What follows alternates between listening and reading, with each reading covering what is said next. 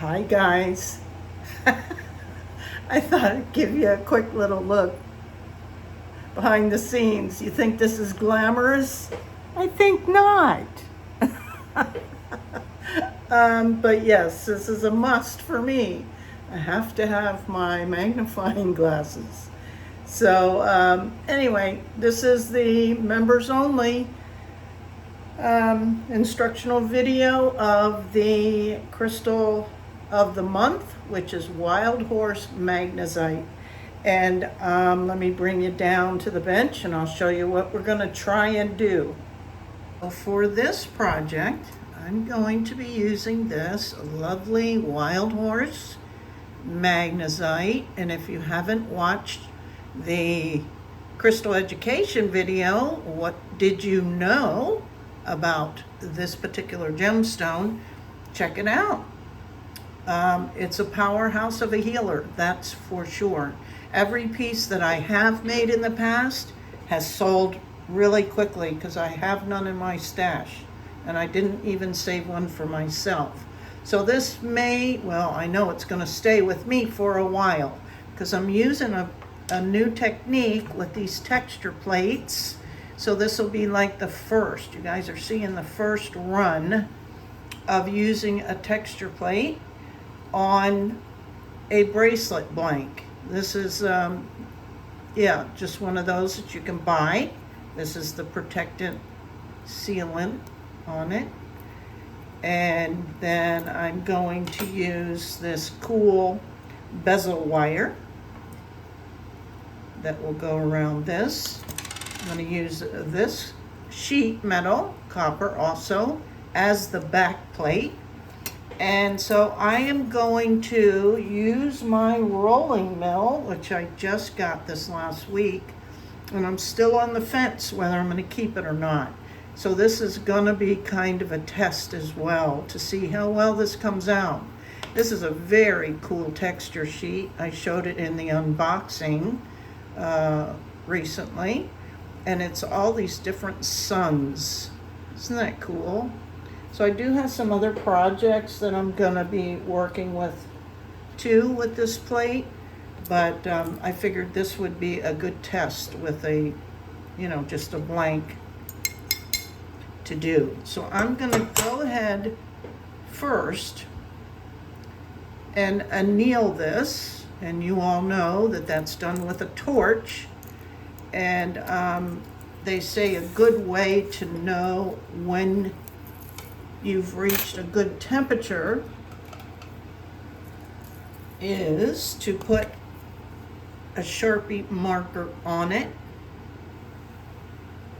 And when that goes away, when it disappears as you were heating the piece, then they say that's a sign that the metal is up to a satisfactory annealing temperature.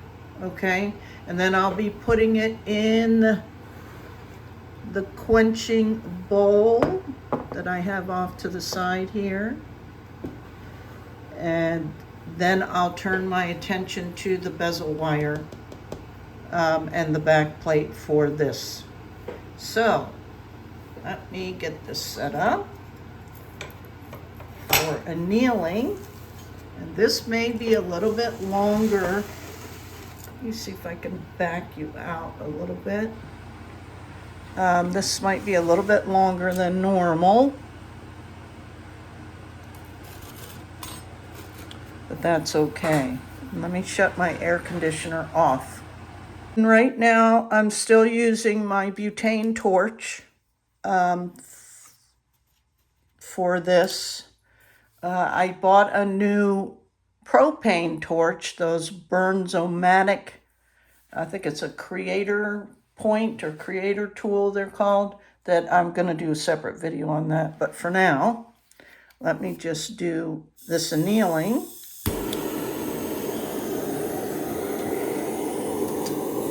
And you'll see this line disappear. So it can take some time, don't freak out, keep a watch. Certain metals will melt on you if you're not careful, like silver is way more susceptible to melting. You see that line disappearing and the copper changing colors? So that tells me it's annealed.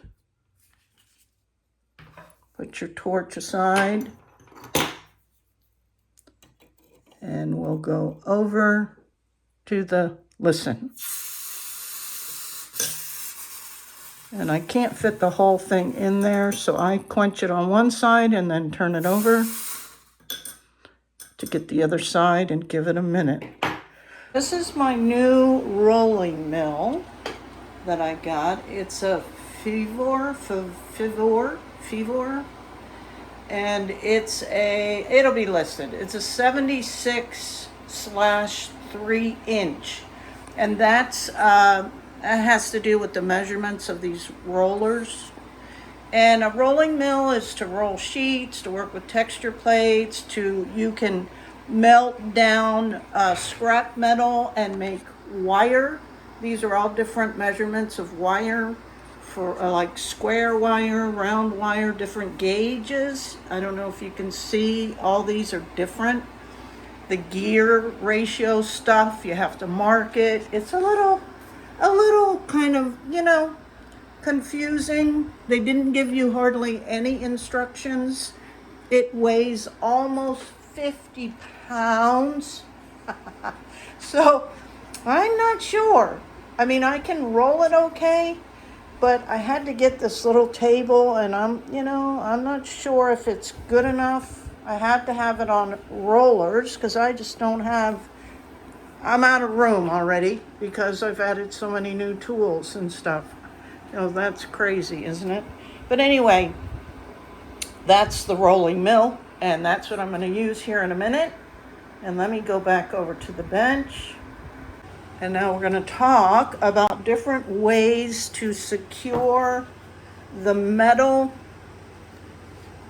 that you're using with the plate. Now, some people I've seen use masking tape, or not, this is painter's tape, and I've done that with, hammering and whatnot, but only on the impression dies. I really hadn't done it yet on the plates, but I'm concerned about it sticking because it's crazy how distorted everything gets once you put that much pressure, either with the hydraulic press or the rolling mill. It really smashes it down. So the other technique I'm going to try today is taking a manila folder and sticking and I'm going to cut it in half because this whole thing will not fit through that mill because it's a small amount. So I'm going to cut it down to about 3 inches. Might be more than 3 inches. Let's see. No, right about 3 inches. And I am going to stick the plate in there, stick the metal on top, and it's just kind of to hold it from moving so much. So we'll see if this technique works. Okay, so let me get this set up. Oh, one other thing before I forget. When this comes out of the quench bowl, you have to dry it really, really bone dry, because moisture and steel, you don't want that. I also decided I'm going to go ahead and tape at least the ends down. So let me do that, and then I will move over to the rolling mill and show you what you have to do there. The other thing I didn't mention was these texture plates. Rule of thumb is you'll get about 50 impressions out of each of the plates before they're toast. And you can damage them and whatnot, but yeah, so I don't know a whole lot. You know what I mean, guys? This is my first time, and first time showing you, because you're my valued Buy Me a Coffee members, and I really appreciate your help. So I tape the ends down. I'm going to put it in this little folder that will help, but I'm sure it's not going to keep it from totally moving, but I don't know. Okay, let me take you over to the mill. I'm going to do my best to explain this to you. Keep in mind, like I said, it didn't really come with any instructions. Not even how to put all you did have to do was put this top part, the gear in, and it doesn't bolt in, or maybe it does. I don't know, but I don't want to take it out.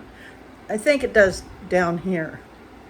And then this handle is just one bolt. And then some bolts came in that it's recommended that you bolt it to your table, but obviously, I haven't done that. And some of them, top of the line, I mean, you can spend hundreds of dollars on these rolling mills. But I chose to try this out because, like I said, I'm not even sure it's going to be what I use it much. Because I'm really just trying to get impressions. And I think I can do that by hammering. But we'll see. I'm still playing with it. Anyway, I got this on Amazon. It was about $165, which is super reasonable. So a lot of them, though, the more expensive ones, or I don't know if it's true or not, but the ones I've seen that come from major name brands like Pepe Tools, they come with this gauge on top that is marked, I guess, in millimeters. I'm not sure. But after watching a ton of YouTube videos, what I got from the whole process was that you put here we've got the metal in, we've got it in a folder. These tend to move a little, so I'm going to keep it, I'm not going to butt it right up to that to give it some leeway. So they say you put the folder in until you can get it in there, right? And then tighten it down slightly, so about there. And then you mark that. So I'm going to mark like the center there. And then you loosen it and you take it out. And then you take this, your starting point, and you go, I think they said, a half a turn, and it probably is going to depend on your mill and all that stuff. It's going to be different with each piece, I imagine. And so then you put it back in, and you just slowly start to turn, and you should feel some resistance. If it feels too much, maybe back off a little bit, but this seems okay. Like if I can do it, it's okay. So we're going for it. And it's slowly coming out. It's going to come out on the other side. And your metal will be severely warped because it's what it's doing. Almost there. See it coming out yet? See it over here? Okay. It's a little awkward for me, and just because I'm learning, and I get a little apprehensive if I'm doing it right or if I'm going to break something. Okay, we did it! So you can see this is smushed, this is distorted. See that shiny? That's from the rollers. Now see the metal? Interesting, right? Let's see what comes. Pretty good impression on it, guys. All right, let me take you back over to the bench. And let's have a closer look.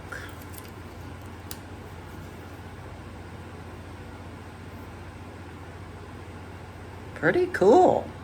You can tell though, right? It's distorted. It's curved. It's curved this way, and it's kind of curved this way. And let's see what it did. I mean, this folder's trash, so you can only use those once. Luckily, I have a whole box. And see what I mean? It sticks, and I'm like, I don't know if I want to be hassling with that. Cleaning that up every time. Then if there's glue on there, I'll have to use, adhesive cleaner, and yeah. So I don't know. I don't know if this will be worth, we'll see. Because I'm such a frugal Franny, will say that if I'm not going to get a lot of use out of something, then especially for that kind of money, and I'm trying to make things easier, not harder. So if this is all that time consuming, but you're doing it right along with me, so you can feel free to give me your opinion. Do you think it's worth it to get that impression using the mill? And I'm going to try something with hammering also, so maybe if you want to wait on it, on your opinions. I have so many projects going, guys, I can't get to them quick enough. And I still am resolving some, things going on with all the work I've been having done, sorry. Because I've been doing some other just small projects around my house. Once I got the studio done. Okay, so let's have a look. Let me get this block, because we're for sure, as look at the distortion. Let me bring it down here. I'm trying to give you guys a good bird's eye view. Right, so you see that. Even when we turn it this way, look how much. So I'm definitely going to have to hammer that. Let me grab my rawhide mallet.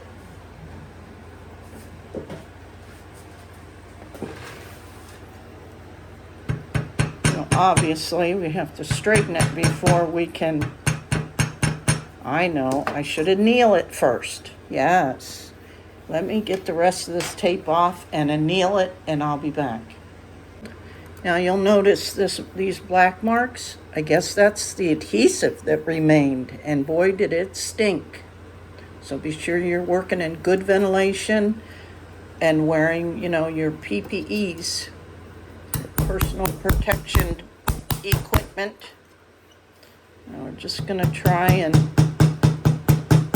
straighten this out. I'm going to get my other hammer.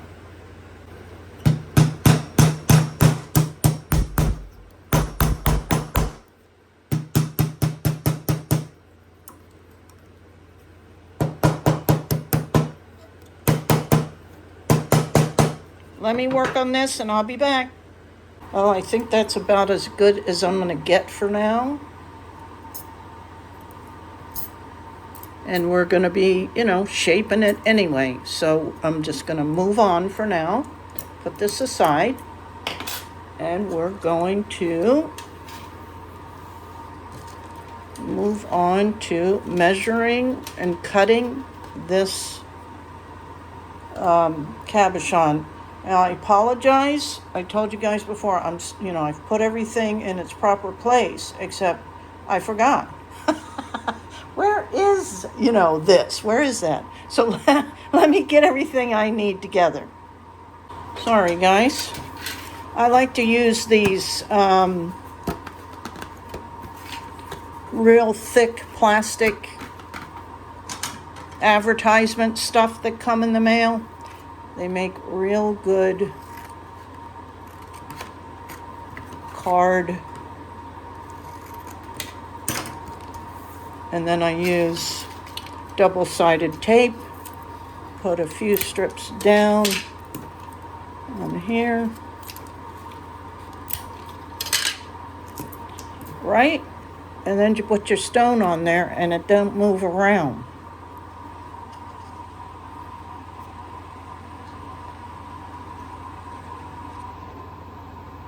Then, as normal, let me have my little Sharpie. Sorry, this is a thin point or an ultra fine point. Maybe that was too close. Still getting used to this camera. Okay, and I'm going to cut this end off before I start.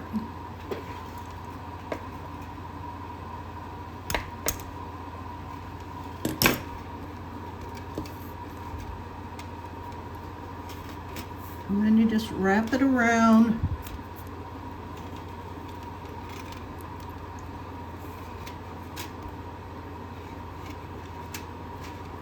It's nice and snug.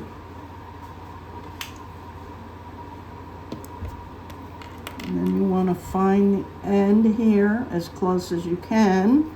Ideally, it'd be nice to perfectly match them up, but sometimes it's not always possible. But you know what? I'm going to give it a try, and it'll maybe be a little bit bigger than what most people would like it to be, but I'm going to see what I can do.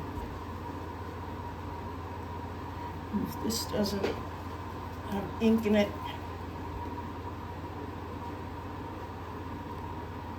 okay. There. So let me cut that.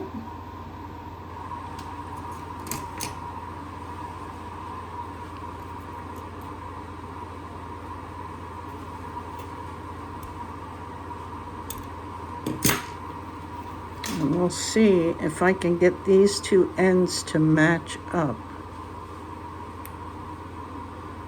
Like that.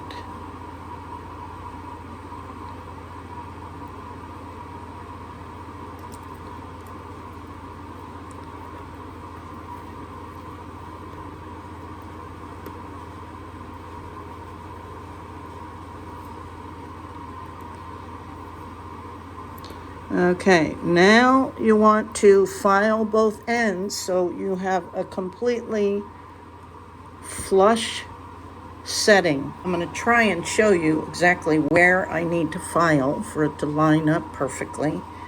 So this might be difficult. See right here, this little knob, I have to file down, because that's what's keeping this from butting, flush. So I'm going to do that off camera because it's hard to do that anyway. And I think it's horrific. Look at my poor hands. They don't look that bad unless you zoom in. Okay, let me file this. I'm going to try and show you. I think I've got a pretty good seal. And they say if you can see daylight through it, it's not.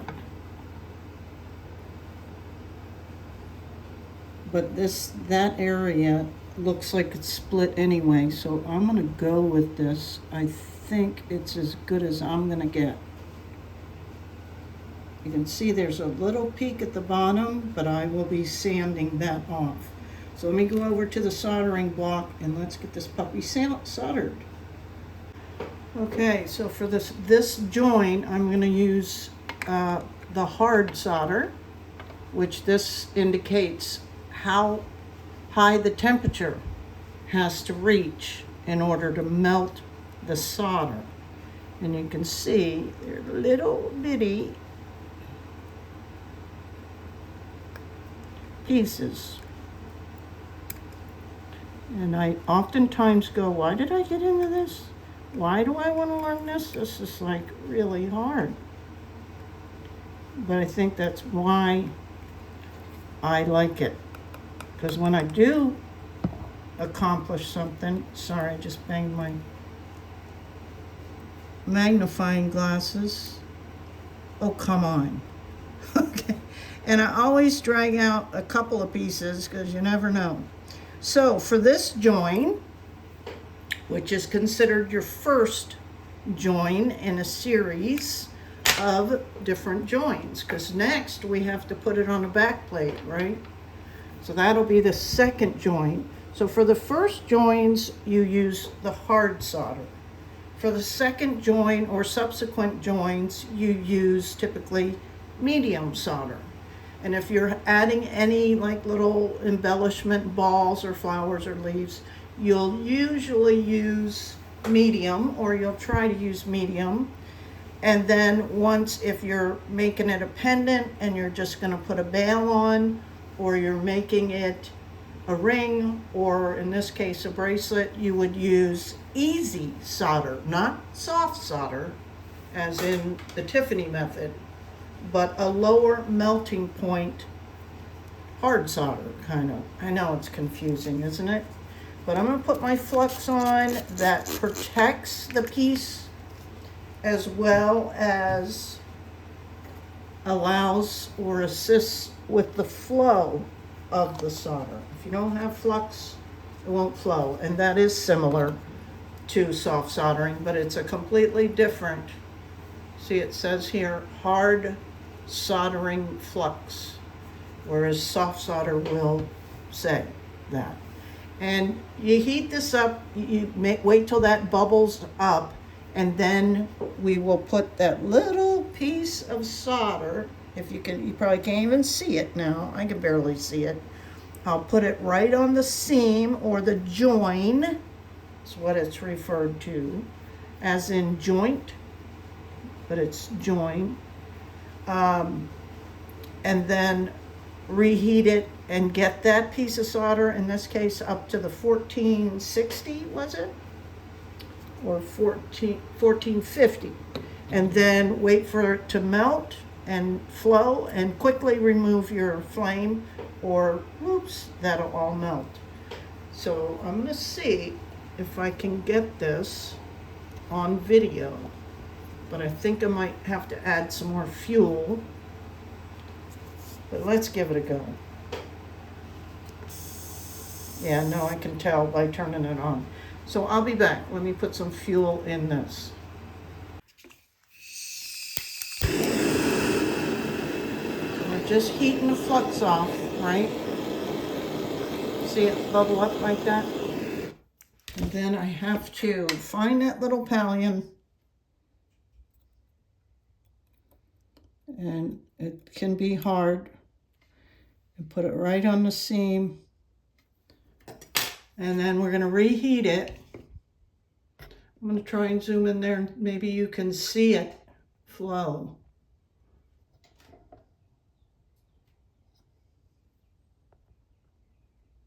We'll see. It's right there. Can you see it? All right.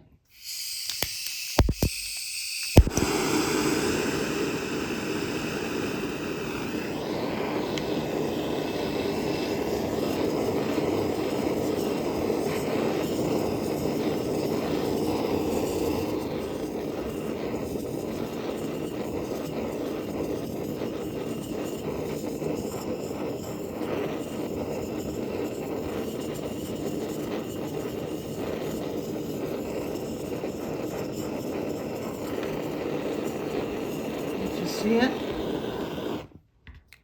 All right.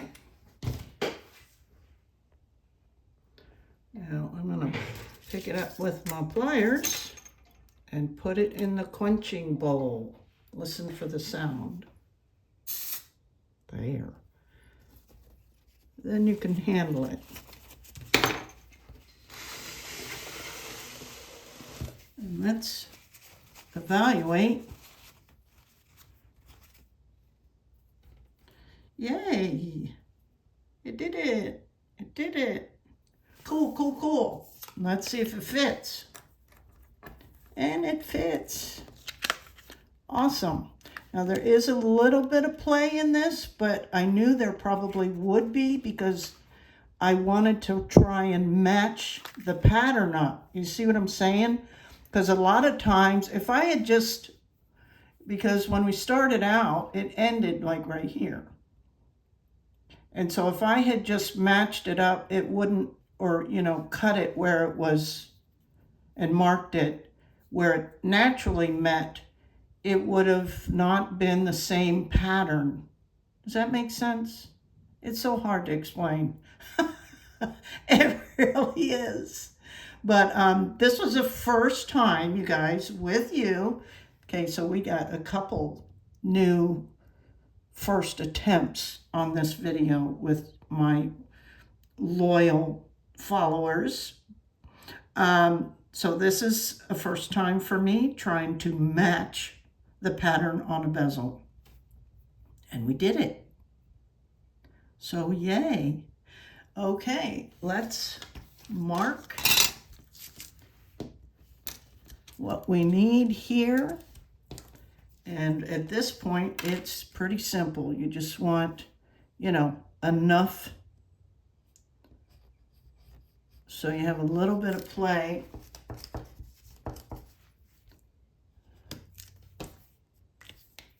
In case this shifts, you know what I mean? And then I'll probably cut this little bit off here. I don't want to get jabbed. And then I'm going to take it over here to my bench pin. Well, I wonder if, you could cut this, but the benefit of learning how to saw is so you don't distort it. Because can you see what happened right there when I use these nippers? It does things to the metal. Whereas if you saw it, it's going to be a clean line. And that'll all be important. Because if this is warped and we get ready to solder this onto this, and there's a warp and there's not a flush contact, it won't solder. I don't care what you do. It just won't happen. So let me take it over here. And I'm trying, you guys, to have things set up so that I can show you everything. But honestly, it's just not possible sometimes to do that. And a lot of this has already been covered. But here we go. So just so you know, this is my catch bowl for the dust. And I've got my saw under here and my beeswax. Now, don't be surprised if this breaks. I don't know how old this blade is. I've been using it. And I wouldn't even say, I can't give you a length of time because it's been a while since I've done any hard solder. I think that black opal was the last time I did a hard solder. But this blade's lasted that long. So let me see. I think you can see that. So this might eventually work out and I'll get used to it. So getting it started is a challenge sometimes. And then you want to relax your shoulders and have a light grip on your saw and keep the blade straight. If you need to turn things, you're going to turn your metal, not your saw. And I oftentimes will accidentally cut into the bench pin, but it's okay.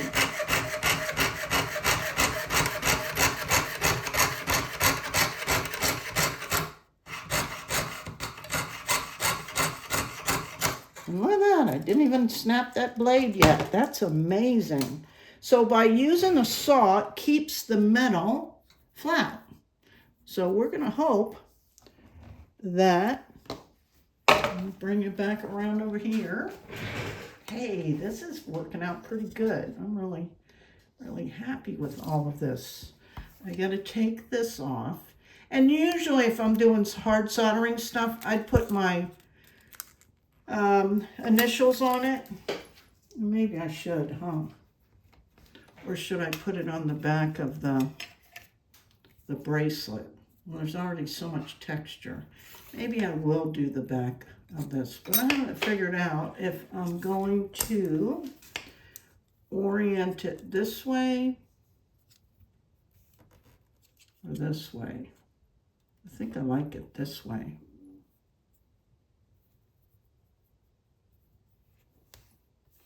Yeah, I'm going to try this way. The challenge when you mount your stone horizontally is then getting this cuff to have a nice curve in it, because it's, a natural curve is not necessarily going to be. So anyway, I'm sorry. I'm trying to explain too much in one video, I think. But I think I'll go ahead and figure out, since it's going to be long ways, I don't think there's going to be much room. It'd have to be either, I'm not going to worry about putting my initials on. Let's just worry about if this bezel is going to lay flat.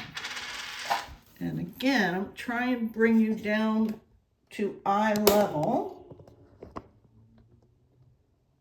We're looking for daylight underneath that bezel.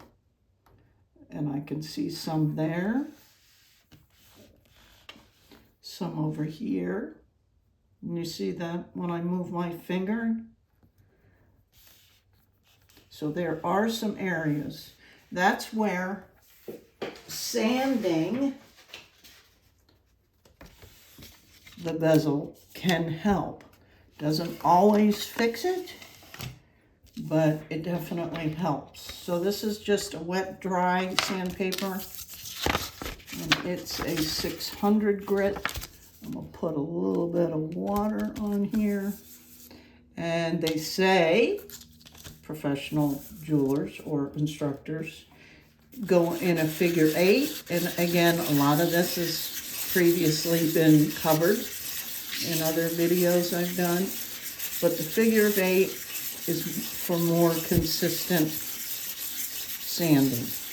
And then you can move it and do the same thing. So I'm going to get this flush and get it ready to solder onto the back plate. And I'll be back. Looks pretty good to me.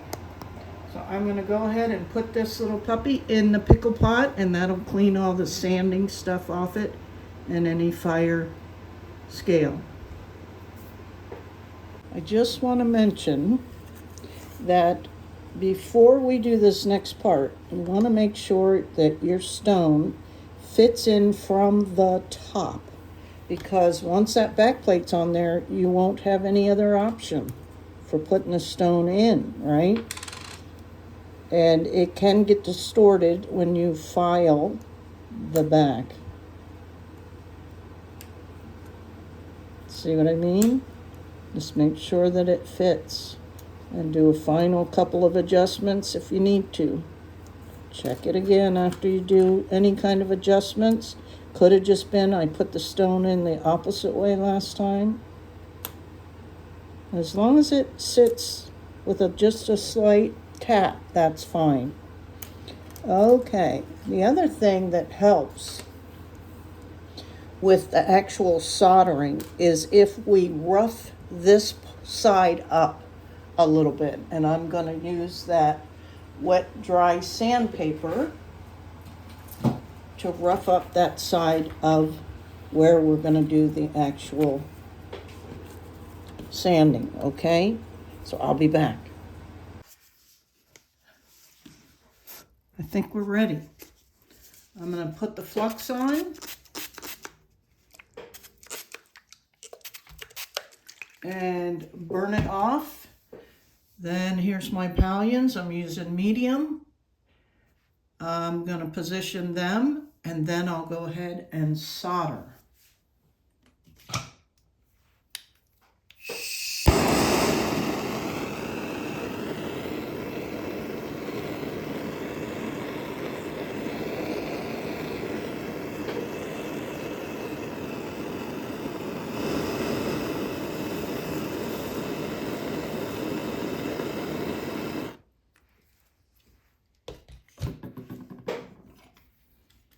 I'm going to position these around the inside.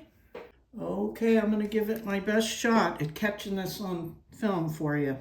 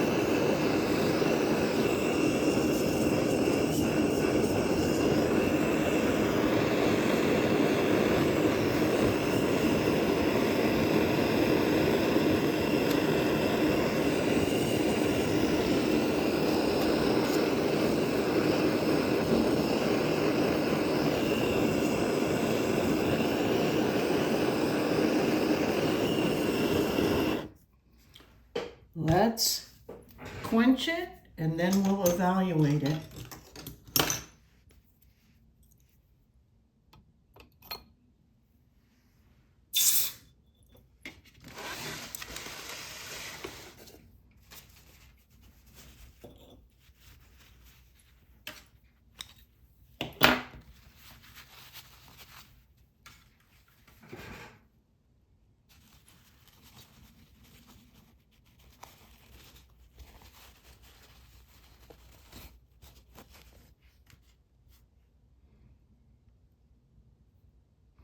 It's really hard to tell, oops, when it's still wet.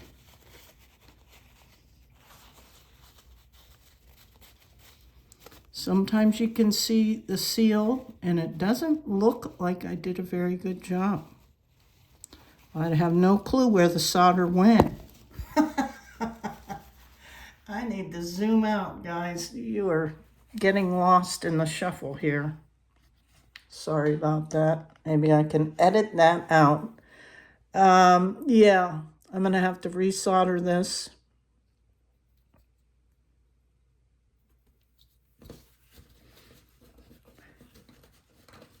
Because I don't think it soldered very well.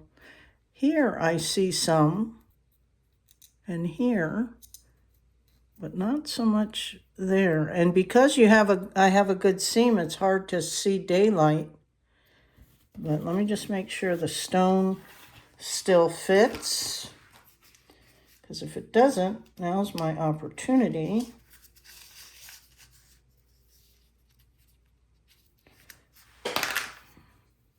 This is where the dental floss comes in handy. Because if it does get stuck, okay, good. At least that fits. All right, let me put this in the pickle and clean it off, and I'll do it again. And I'm not gonna show you because you see what you have to do, but now you're gonna see that you sometimes have to do it a second time and even more than twice. Okay, so I will be back when I have this done. Before I move on, I thought this was important because now that I pickled it and I've dried it real well on the inside with a Q-tip, hopefully, let me zoom in, you'll be able to see the seam. You see that silver seam? And you can follow it all the way around until right there. There's none there. There's some here. And then there's none all along there. So I'm going to spray flux on it. I am going to go ahead and mark some areas with my Sharpie so I know where to place the palliums. So it's all along from here. And this is getting old, I guess, because it keeps needing to be touched. So I'm going to mark it all along here. For sure want to put a pallium. Needs to be a pallium right here. I think that's all. So see what I mean? You can clearly see once it's dry and stuff where the solder traveled and where it didn't. So I got 2/3 of it soldered. Okay, so I'm gonna flux it, burn the flux off, put the palliums, maybe 2 up here and 1 right there, and that should do the trick. So I'll be back, after this is done. After soldering, and again, you can see that silver solder line all the way around. Yay! Now you may ask, is there a copper solder for hard soldering? There is, and I have a ton of it. And I have some paste copper solder for hard soldering, but when all is said and done and it's been soldered, it's still silver. So why bother? I just, sand it down as best I can and go with the flow. But let's check the stone one last time. And then I'm just gonna cut out the excess. And then I've got to do some sanding and filing and all that on the actual. Okay, perfect. It fits with plenty of room to play. I'm happy with that. I will cut this off. I think it'll be okay to cut it off with the shears. And just, I won't get too close. And then I'm gonna do some hand sanding, hand filing with the big file. And then I'll go to the radial wheels and do a lot of, go through the grits. I did while this was in the pickle pot, I did take this out and got that black stuff and just sanded it real quickly with one of the wheels. I think the third highest grit, meaning the coarsest that I have, and I went ahead and decided to stamp the cuff. And look how pretty that is. And it'll be real pretty after I put a patina on it, which I'm also planning for this so that it'll, the dark patina will really look great with the stone. Okay, so let me move on. Woof, that was a lot. I'm out of practice. But man, look how gorgeous it is. And I haven't done the final wheel because remember, we still have to solder this onto the bracelet shank, but look at how pretty. Oh my gosh, it's gonna be amazing. And this is really, really pretty. Now, a couple things, well, at least one thing I'm gonna point out. Well, I guess there's actually two. From using the rolling mill, there's a couple of pretty deep indentations in this. And I know this one may be from, that's where the folder stopped. Oh, I'm shaking pretty bad right now from doing all that filing, sanding, whatever. And then, but this one in the middle, no idea why that is so pronounced. And that's just too much to even consider filing out. And then I noticed, can you see the weird, almost texture on that? I wonder if that was from the folder because everything's gonna pick a texture up, right? Because this side was on the plate and this was touching the folder. So that must be texture from the folder, which I don't know. I like more of the shine. I would prefer this on the back. So those are things I'm still kind of considering when it comes to that mill. But okay, here we go. I'm able to use just this bracelet bender by BeadSmith, Easy Bender, because this will fit, these blanks fit in here quite well, right? You just put the one end in and then bend it. So I'm gonna go ahead and do that and then get ready to solder this on.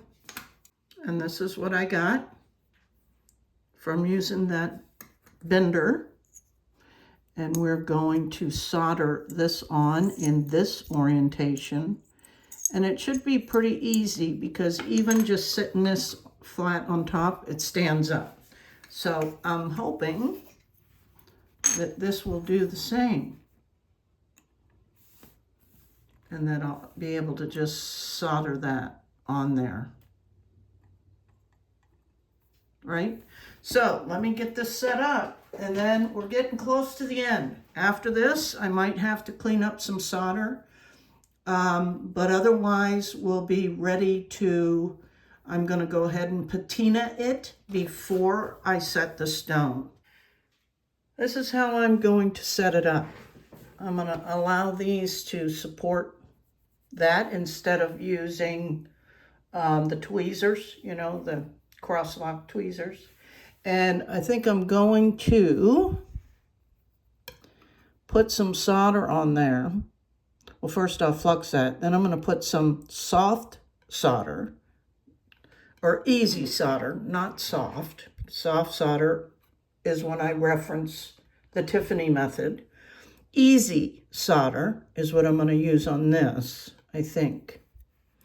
And do like a sweat solder instead of putting it along the side, so I have less cleanup. So let me get that set up, and I'll try to catch that for you on film. So guys, because I like to share triumphs and struggles, this is where I'm at. I tried it upside down and I could not get it where I wanted it. So now I've flipped it up. It looks crazy, like no way will it work. Why it looks like that is because I sweat soldered solder underneath the bezel. So there's lumps, right? Where it didn't, because you don't want it to melt completely. So I'm just gonna like pray to the solder gods that this is correct. If it's not, I'll have to reheat it and pull this bezel off. But I don't know any other way. Now it looks okay from the top. Let's see if I can get you a view. Right, it looks like it's centered and everything. So I think once it heats and that solder, this bezel cup will sit down, and yeah, we'll see. So I am not going to try and do this on film because I'm already nervous. So I'll be back and let you know if it was successful and show it to you, or if it's a hot mess. And that's the part that is, you know, challenging, is you get this far and yeah. So we'll see. Full disclosure, guys, that last attempt did not work. It wouldn't even sit down, and I was really getting nervous about melting the bezel. So now I'm using this honeycomb platform. I'm not really utilizing it for what it's for, but I am using the cross lock tweezers. So here we go again. Another thing I'd like to point out, that because I fired it a couple times, I had to repickle it. So it looks terrible again, but this will all come off. But it's just those things that are like, you know, but you have to, because pickling cleans it. All right, let me get set up and try it again. Yay, finally, we have success. Wow. I had to fill my torch up again, and I added some of the easy solder wire on both sides. That's what you're seeing there on both sides of it, but it finally joined. Yay. Okay, so in the quencher, and now in the pickle pot, and it'll be really ugly until we get it all cleaned up again. Oy vey. So after I cleaned it up again, after, you know, being in the pickle pot and what all that does to it, it didn't really take that much. You don't have to go through all the wheels, just one.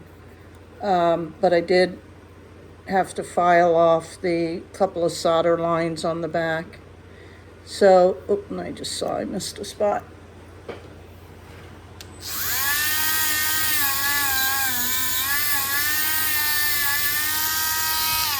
So I'm going to take this now, and the stone fits good, so I'm going to yank that out. And I'm going to go ahead and put a patina on this, and then I'll show you what it looks like before I polish it back up. Cool, look how dark that is. Wow, wow, wow. It's like black. I don't know that I've ever had a patina that dark. But anyway, okay, I'm going to go ahead and take some wet dry sandpaper of about 400 grit or so, and just, clean up the raised areas, and the recessed areas will remain darkened. Okay, I'm excited. Then we can set the stone. Guys, I wasn't going to share this necessarily with you, because we've covered this kind of stuff before, but it's so rewarding. I couldn't resist, so I'm just going to show you. Let me zoom in a little more. Look at that. Wow. Is my camera getting darker when I zoom in? It feels like it is. But look how beautiful this is turning out. Wow, wow, wow, wow. Look at that. Oh, I think I'm in love. So I may change my mind about that rolling mill. We'll see. I mean, it was pretty cool just to run it through and have texture pretty quickly, even though it kind of messes with the integrity, I think, of the metal itself. And yeah, it's easy enough to get like things out of whack and all that, but maybe with practice, I'll get better. So, but I'll do the rest of this off camera. But isn't that pretty? Time to set the stone. Oh, it's so beautiful. I just love it, love it, love it. Okay, let me get my ball vise set up, which is this puppy. And I was hoping that I would, have room with all the new upgrades to just keep this stuff mounted, but evidently not. It takes a lot of space to have that accessible. But anyway, I'm grateful. I have a heck of a lot more room than I had before. Okay, now that we know the stone fits with some excess room, which may or may not be okay. Sometimes it doesn't look so great, but I think it'll be fine. So we're just going to go for it. Let's open the vise, big enough for, let me set this with a bracelet.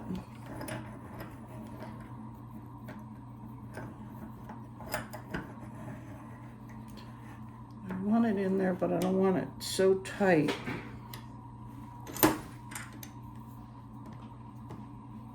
That's good enough. Ta-da! Okay, you know the drill. We start at one end, go to the opposite. Whoops. Sorry. Trying my best here, but this is not, it's hard to get See, and then I'm too close. That's when then I need, whoa. Sorry, guys. And I think that's still gonna be an oddball. All right, let's see if I can figure out this ball of ice. Okay. So I'm gonna start at one end. And this is all about just centering the stone, right? And the side, and then the opposite side. And try not to scratch your stone. I mean, after all that work.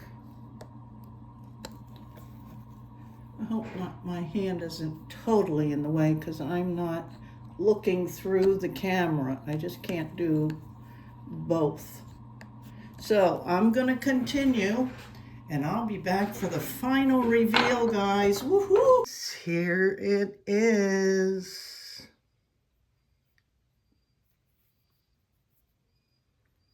And I absolutely love this.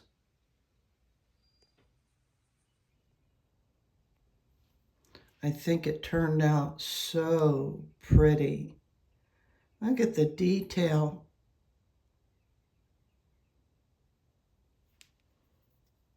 Excuse me. And it looks fantastic with the stone, doesn't it?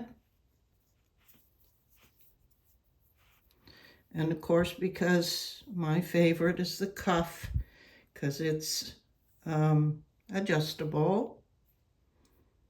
So there you have it, my friends. I think I'll probably keep the rolling mill because I'm imagining that at some point down the road, with more practice, I'll like it more. You know, as I increase my knowledge.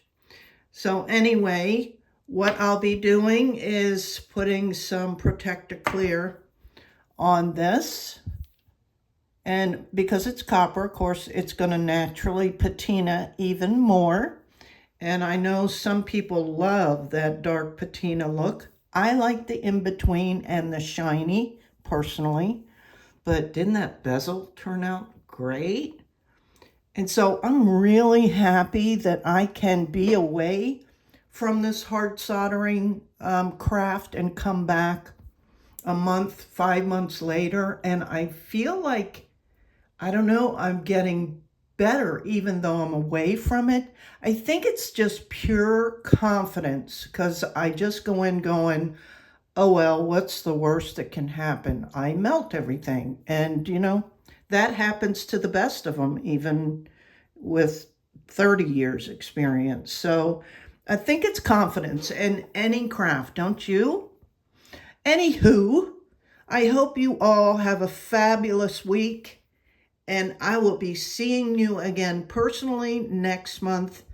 Once again, thank you so much for your continued financial support. It means so much to me, you guys. I could cry. So that's why I don't kind of talk about it a lot, because I end up getting emotional. But anyway, thank you guys so much. Have a super week.